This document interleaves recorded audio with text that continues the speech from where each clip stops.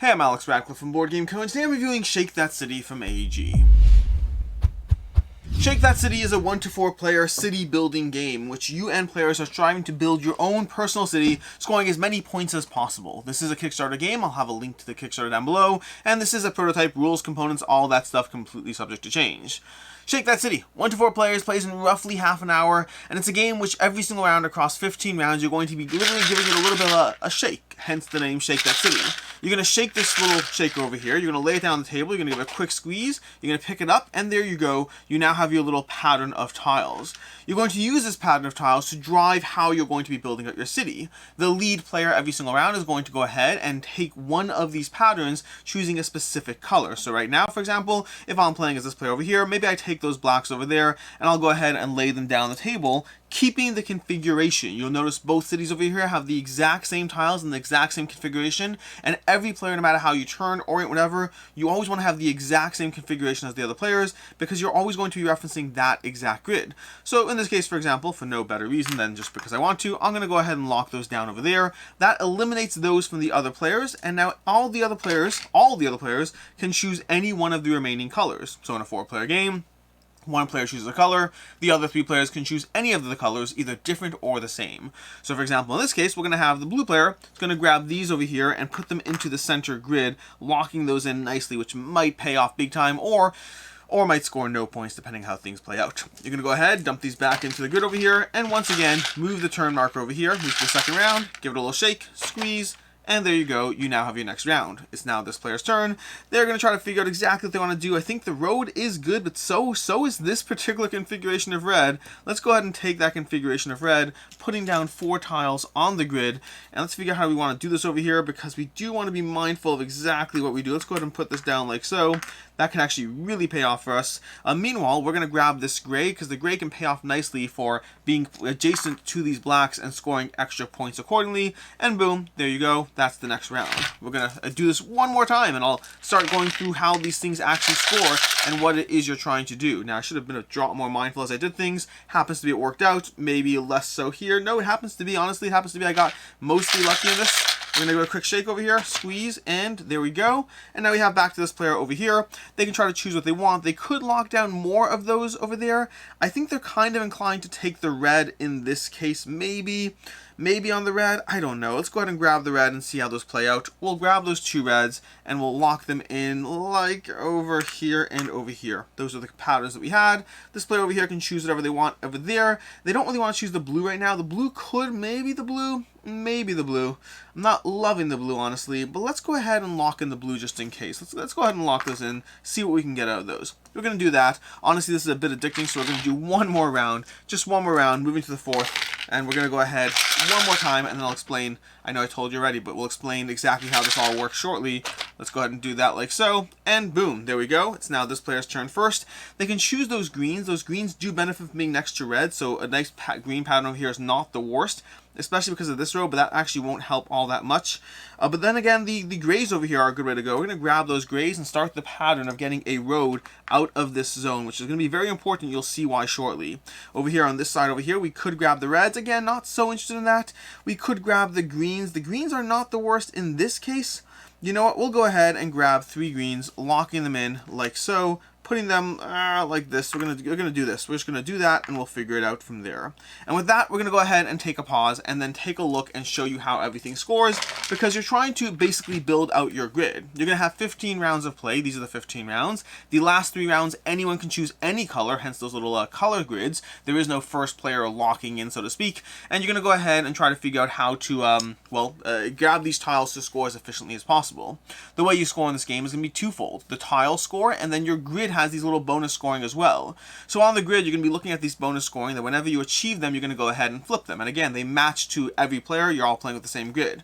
So for example, over here, let's point to over here, and this particular grid over here, this tile would flip either when you have 6 tiles in this column, or if you have 4 blue in this column. So you have 2 ways to try to achieve that. Once that we're done, let's say we had 2 more grays over here, we're going to go ahead and, or 3 more grays, Boom, as soon as this column is complete, we can now flip this tile like so, and that tile is worth 3 points. That's going to be true for all of these over here. This one requires 4 different colors in this column, and this one will flip when you have 2 of every tile in your city. All of these tiles are worth 3 points, a total of 7 tiles, 3 points, 21 potential points if you manage to flip all of these, and yes, it is hard to flip all of these. The very nature of the game is as the grid fills up, as your board slowly gets more and more full, you're going to get to the end game where you're going ahead and setting this board over here in place, and you give it a quick squeeze, and before you know it, there's no ideal place to put these tiles because your grid just doesn't have the room for the right pattern at play. Right now we do because it's not full.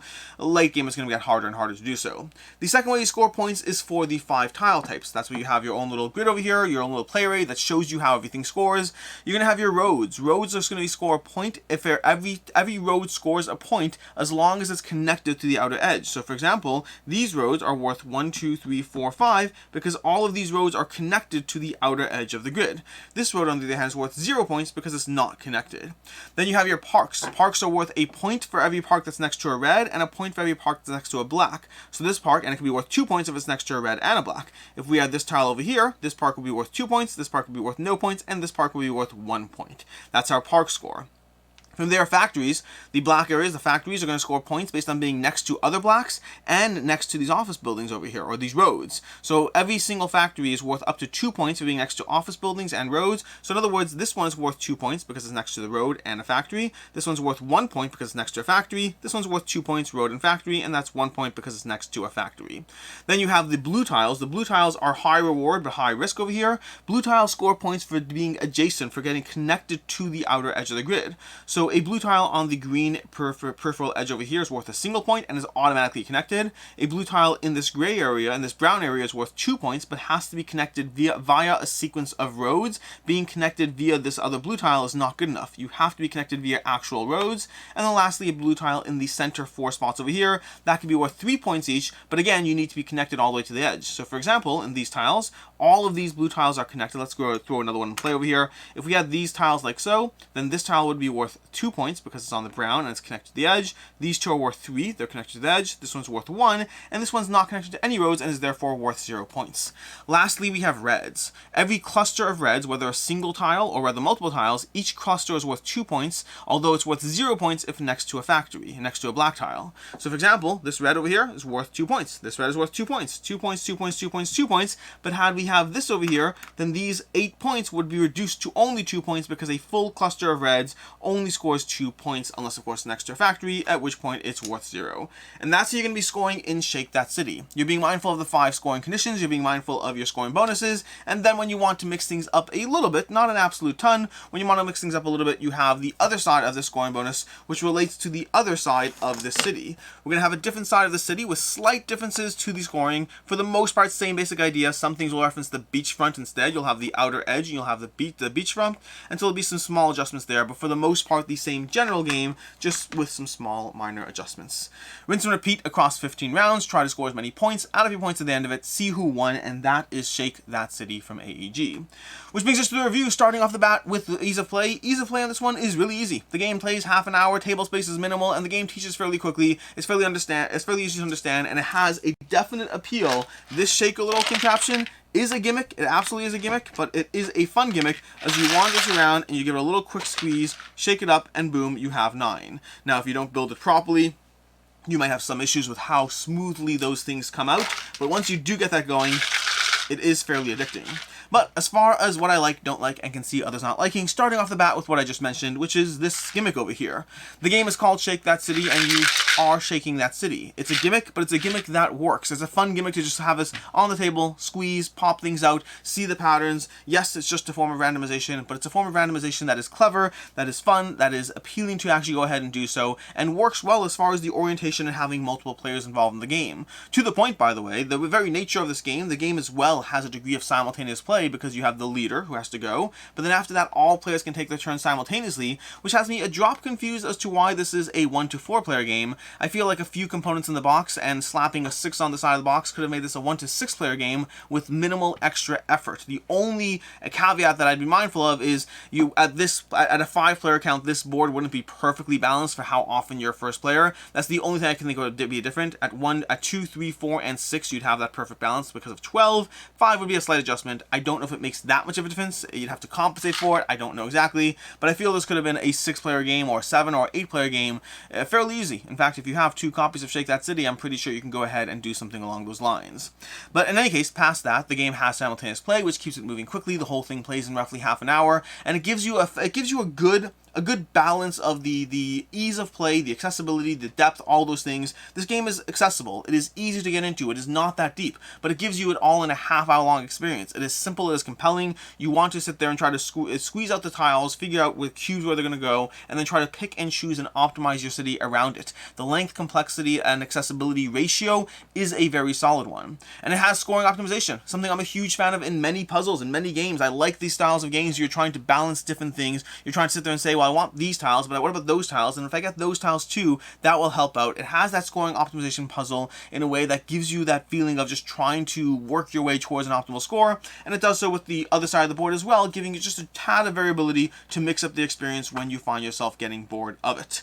Which brings me to the things I don't like, which is despite that flipping the side of the tiles, I feel that Shake That City, my biggest complaint about it is the fact that I just don't feel there's a lot of variability in this particular engine contrasted with other point optimization games that are currently on the market. I find that this game, the game itself is very compelling, it's very simple, it's very easy to dive into, and I like this little puzzle over here. All those things are great. But once you play it a few times, I feel like I'm kind of pushing the boundaries of just how variable the experience can be. It is compelling, this little tool is compelling, but like other games that give you scoring optimization, I wish they had different things in there. Instead of having a board, a static board of 5 tiles, I wish they had cards, and cards like kind of like Tiny Towns or Cascadia. I wish they had cards that would give you different ways each building scores, and then you shuffle them up and you mix them together, and boom, that's your puzzle for the game. I feel that would have been a significantly more rewarding and variable experience. To me, the biggest problem with Shake That City is just how similar it is game to game. The second complaint I do have is the fact that luck can be a factor in the end game. I mentioned doing the review, doing the how to play aspect, that as your board fills up towards the end, you'll have a hard time fitting specific buildings in, and that's where the luck of the draw, the luck of your patterns and how they play out can be a factor in terms of you being able to grab the 2 tiles that perfectly fit into whatever spots are left for you, and the other player can't just because of the sheer luck of the way the cubes fell out. I think for the most part it feels like you are building your puzzle and you're responsible for the consequences, but in those final few turns, a lucky draw of cubes can absolutely be a factor and be the make or break it as far as finishing off your board, getting extra bonus tiles, and getting the extra points for the tiles themselves. As far as what I can see others not liking, first of all, the lack of depth. Not that there's no depth in this game. This is a puzzle, and it's a puzzle you have to figure out, but it certainly is on the lighter side compared with other point optimization games. And so if you're looking for something a little heavier, Shake That City might be a little too accessible for you. And secondly, I touched upon this as well, but this is a cute little gimmick, but if you don't build it right, or if you don't get that little push and click just right, I've seen people again and again, myself included until I figured it out, just stumble and get extra cubes falling out in a way that turns this from a smooth, fun little gimmick into a slightly annoying gimmick at times.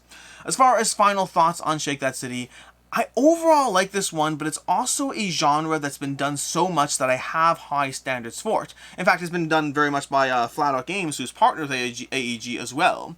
This point optimization genre, trying to figure out how to put things together in a way that scores you as many points as possible, it has been done time and time again in so many different forms and so many different patterns, in different degrees of length, complexity, box size, scale. It's a very solidly done engine, and it's one that I really like many of the games in that engine, but it also means I have a high bar for those things. I think Shake That City is excellent in terms of being on the more gateway, approachable, accessible side of things, but the lack of variability and the fact that it is lighter, the combination of those two means it's a game that's very compelling and has a great little gimmick, but also when comparing it against others in the genre, it does feel like it it could measure up a bit more for it.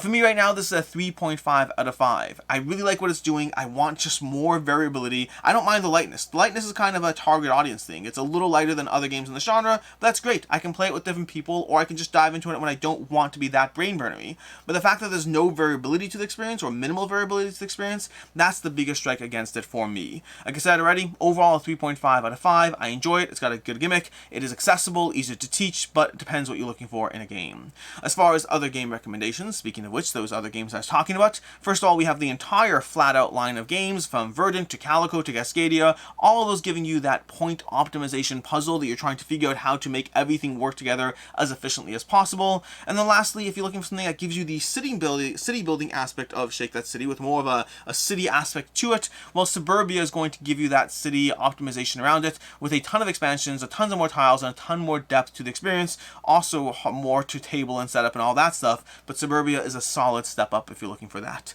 In any case, and until next time, I'm Alex Radcliffe from Board Game Co. I hope you enjoyed this video, and as always, I hope you have a good one.